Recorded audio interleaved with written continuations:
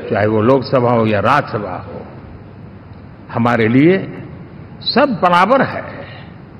और यही एक भाव है जिसके कारण 30 साल से एनडीए अलायंस मजबूती के साथ आगे बढ़ा है। अपना पराया कुछ नहीं है। सबको गले लगाने में हमें कभी कोई कमी नहीं रखी है। उसी का परिणाम है कि जनता का विश्वास भी जीत पाते हैं। साथियों, हमने 2024 में जिस टीम भावना से काम किया है और ग्रासरूट लेवल पे किया है, सिर्फ फोटो ऑप करना, नेता मिलकर के हाथ हिलाएं और फिर तुम्हारे रास्ते में मेरे रास्ते, ऐसा नहीं। ग्रासरूट लेवल तक सबने मिल करके ये जो काम किया है और उसी ने हमें ऑर्गेनिक अलायंस का सामर्थ्य दिया है।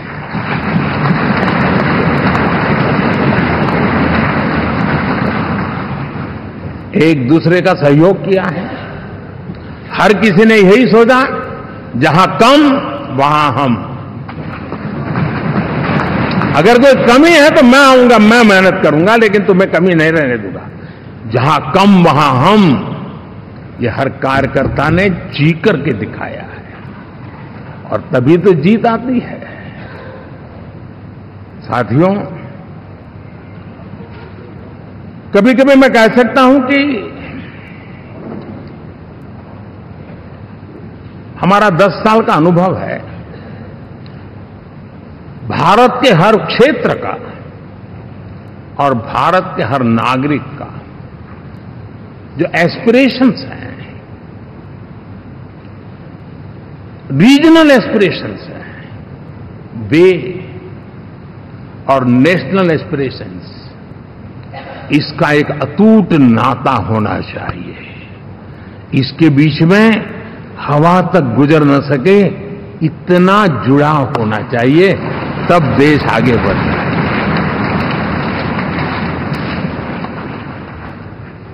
साथियों, इस चुनाव में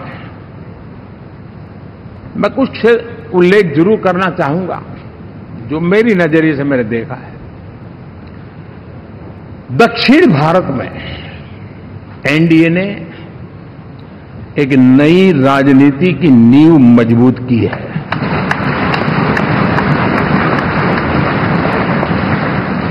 अब देखिए, कर्नाटका एंड तेलंगाना, अभी तो इनकी सरकारें बनी थी, लेकिन पल भर में ही लोगों का विश्वास टूट गया, भ्रम से लोग बाहर आ गए और एनडीए को गले लगा दिया। कर्नाटक और तेलंगाना में दोनों जगह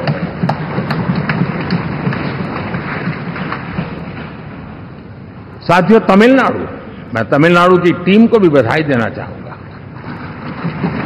और वहां हमारा एनडीए समूह बहुत बड़ा भी है और कईयों को पता था कि हम एक शायद एक सीट नहीं लड़ा पाएंगे, लेकिन इस लड़ाई में हम साथ रहेंगे। और मैंने बहुत से एनडीए के साथी तमिलनाडु में ऐसे हैं कि जिनका कोई उम्मीदवार नहीं था, लेकिन इस झंडे को ऊंचा रखने के लिए वो जी जान से जुटे थे।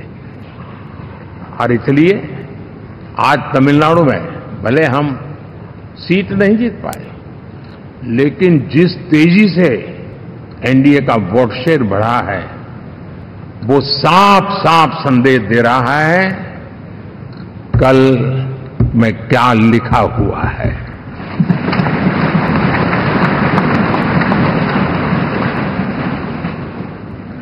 साथियों, पुडुचेरी हो, केरला, हमारे सैकड़ों कार्यकर्ताओं के बलिदान हुए हैं। यूडीएफ हो या एलडीएफ हो, शायद हिंदुस्तान के राजनीतिक जीवन में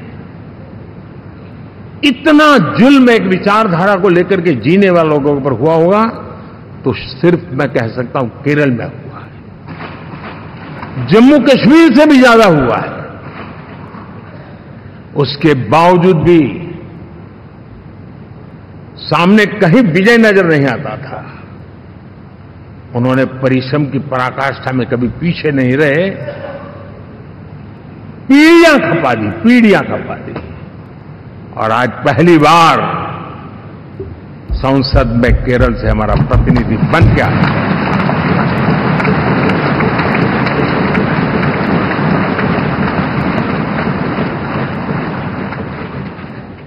साथियों,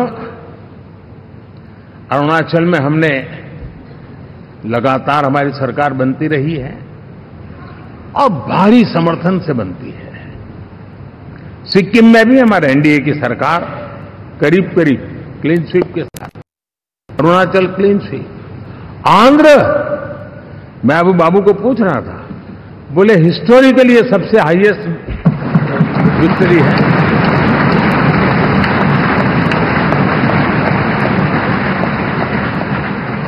और ये जो यहां दिखता है ना पवन, ये पवन नहीं, आंधी है।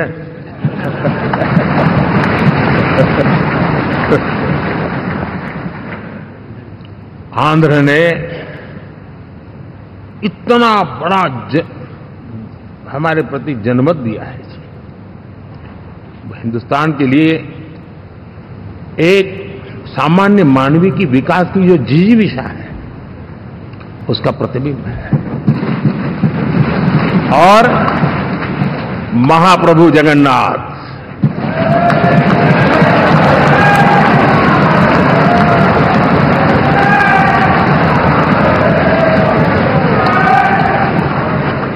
और मैंने अनुभव किया हमेशा।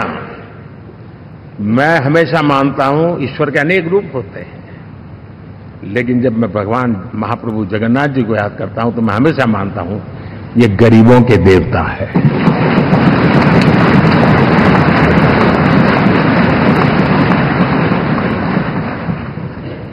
और वहां जो क्रांति रूप परिणाम आया है, मैं इसे एक रिवॉल्यूशन देख रहा हूं। और मैं इसके साथ कह सकता हूं कि विकसित भारत का हमारा जो सपना है, आने वाले 25 वर्ष, पहले मैंने 10 साल कहा था, यहां मैं 25 साल कह रहा हूं। आने वाले 25 साल महाप्रभु जगन्नाथ जी की कृपा से उड़ीसा देश की विकास यात्रा के ग्रोथ इंजन पैकी एक होगा।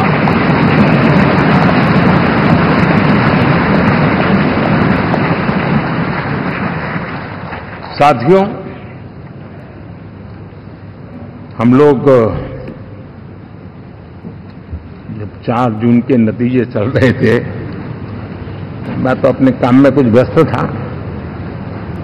बाद में फोन आना शुरू हो गए। तो मैंने किसी को पूछा, यार ये तो ठीक है आंकड़े वांकड़े, तो मुझे ये बताओ कि ईवीएम जिंदा है कि मर गया?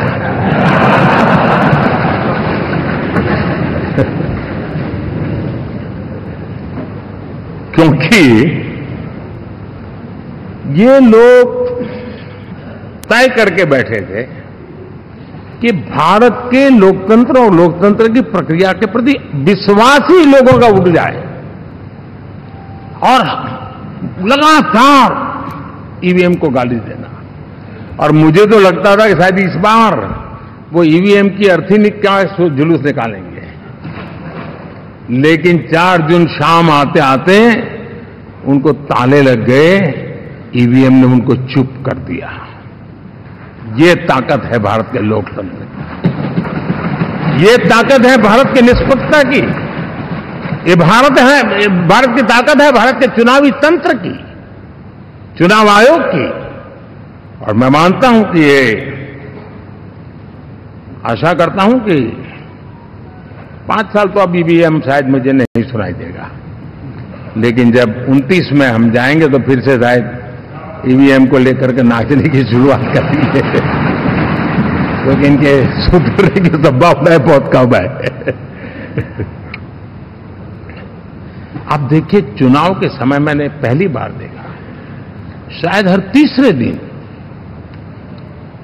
इलेक्शन कमीशन के काम में रुकावट आए, इसके लिए सुप्रीम कोर्ट के दरवाजे खटखटाए गए, भांति भांति की एप्लीकेशन, और एक ही टोली थी। और लोकतंत्र के प्रति जिनका भरोभार अविश्वास है, ऐसे लोग सुप्रीम कोर्ट का उपयोग करते हुए कैसे रुकावट डाले, इसका निरंतर प्रयास करते रहे। और चुनाव आयोग की ताकत का एक बड़ा हिस्सा अदालतों में इस पीक आवर्स में, चुनाव के पीक आवर्स में, यानी कितनी निराशा लेकर के ये लोग मैदान में आए थे कि उन्होंने पूरा हमला उसी इंस्टीट्यूट पे लगा दो ताकि चुनाव के कोई भी परिणाम आए हम दुनिया के सामने भारत को भी बदनाम कर लें। ये षड्यंत्र का हिस्सा था दोस्तों, और कभी भी देश उनको माफ नहीं करेगा। साथियों, इंडी गठबंधन वाले जब ईवीएम का विरोध करते हैं तो मैं सिर्फ एक चुनाव के रूप में नहीं देख रहा। मैं मानता हूं ये लोग मन से पिछली शताब्दी के सोच वाले लोग हैं।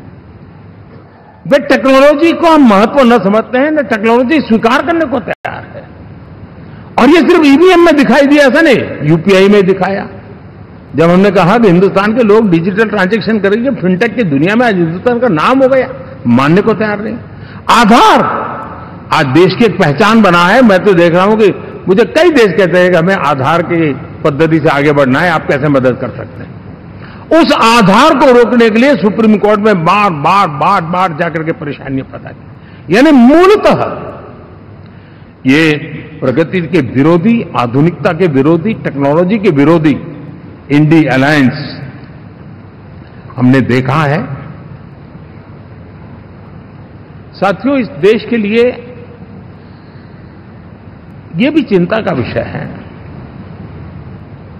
कि विश्व में भारत के लोकतंत्र की ताकत को कम आंकने का प्रयास, और कितना एक्सट्रीम है।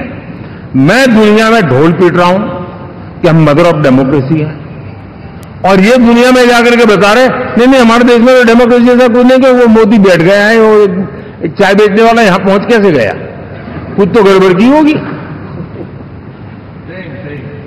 ये जो इनकी मनस्थिति है जी, भारत के नागरिकों को चुनाव प्रक्रिया के प्रति अविश्वास पैदा करने का जो उनका षड्यंत्र है, मैं मानता हूं कि अब दुनिया भी भारत के लोकतंत्र की विविधता, विशालता, व्यापकता, गहनता, इन सबको भी जानने समझने के लिए आकर्षित होगी। ऐसे इस चुनाव के नतीजे में देख रहा हूं। साथियों, जब 1 तारीख को मतदान पूरा हुआ और 4 तारीख को काउंटिंग, इस बीच की चीजों को आप देखिए। योजनाबद्ध तरीके से देश को हिंसा की आग में झोंकने का बयान दिए जाते थे। यहां इकट्ठे होना, यहां पहुंचना, यहां करना।